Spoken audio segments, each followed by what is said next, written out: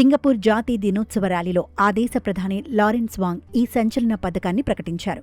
తాజా పథకం ప్రకారం ఆ దేశంలో పుట్టే ప్రతి బిడ్డకు 17 ఏళ్లు నిండే వరకు దాదాపు 70,000 సింగపూర్ డాలర్లు అంటే మన భారతీయ కరెన్సీలో సుమారు 55 లక్షల రూపాయల ప్రత్యక్ష ఆర్థిక సహాయం అందనుంది.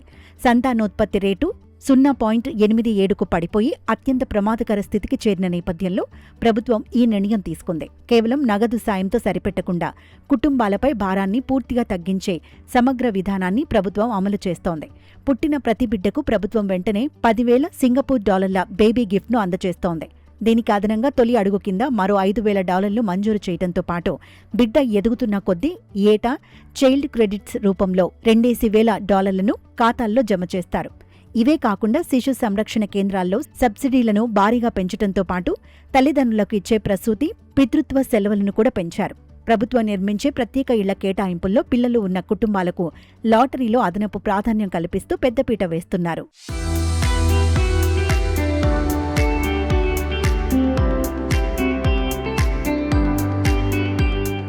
ఒకప్పుడు ఇద్దరు చాలు అంటూ ప్రచారాలు చేసిన సింగపూర్ ప్రభుత్వమే నేడు జనాభా కొరత కారణంగా పిల్లల కోసం ప్రాధేయపడాల్సిన విపత్కర పరిస్థితి ఏర్పడింది. గతంలో 70ల దశకంలో అధిక జనాభా దేశాభివృద్ధికి భారమని భావించిన ప్రభుత్వం ఆ తర్వాత తన విధానాన్ని పూర్తిగా మార్చుకొని అనేక ప్రోత్సాహకాలు ఇచ్చింది. చివరికి విశ్వవిద్యాలయ పట్టభద్రుల కోసం ప్రత్యేక మ్యాచ్ మేకింగ్ ఈవెంట్లను కూడా నిర్వహించినప్పటికీ జననాల రేటులో ఎలాంటి మెరుగైన మార్పు రాలేదు.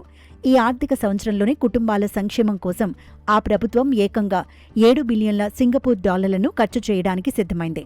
ప్రభుత్వం ఇంత భారీ మొత్తంలో డబ్బు వెదజల్లుతున్నప్పటికీ ఇది ఎంతవరకు ఫలిస్తుందనే దానిపై సర్వత్రా సందేహాలు వ్యక్తమవుతున్నాయి.